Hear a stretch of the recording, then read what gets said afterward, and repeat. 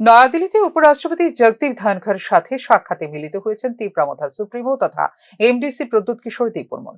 তাঁর সাথে উপস্থিত ছিলেন মেঘালয়ের মুখ্যমন্ত্রী কনরাড সাংমা। নয়াদিল্লিতে উপরাষ্ট্রপতি ভবনে উপরাষ্ট্রপতি জগদীপ ধনখড়ের সাথে সাক্ষাতে মিলিত হয়েছেন বলে নিজেই জানিয়েছেন প্রদ্যুৎ কিশোর দেববর্মন।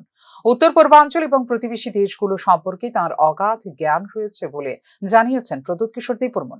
জাতীয় পর্যায়ে আঞ্চলিক সৌহার্দ্যের একটি গুরুত্বপূর্ণ মুহূর্ত হিসেবে বিবেচনা করা হচ্ছে উপরাষ্ট্রপতি জগদীপ ধনখড়ের সাথে কনরাড সাংমা এবং প্রদ্যুৎ কিশোর দেববর্মনের এই বৈঠক। আমাদের দেশের উত্তর পূর্ব অংশ আমাদের রত্ন। ৯০-এর দশকে অর্থাৎ প্রায় ৩ দশক আগে ভারত সরকারের একটি নীতি ছিল এবং সেই নীতি ছিল পূর্ব দিকে তাকানো।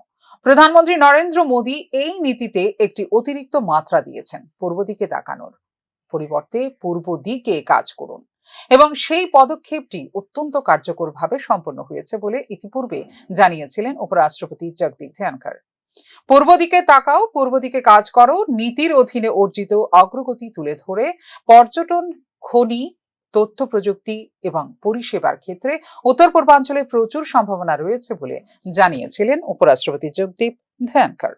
প্রধানমন্ত্রী নরেন্দ্র মোদীর নেতৃত্বে দেশব্যাপী পরিচালিত প্রশাসনিক সংস্কার এবং উন্নয়নের প্রসার করে একে দূরদর্শী নেতৃত্ব, যা কর্মকর্তাদের সঠিক পথে কাজ করার জন্য অনুপ্রেরণা যোগায় বলে জানিয়েছেন উপরাষ্ট্রপতি।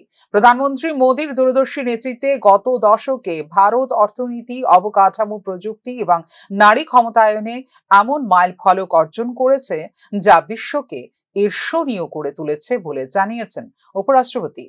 আমাদের জনজাতি সংস্কৃতি উজ্জ্বল, আমাদের জনজাতি সংস্কৃতি আমাদের সম্পদ বলেও জানিয়েছেন উপরাষ্ট্রপতি Jagdeep Dhankhar. Bureau report, news নাও।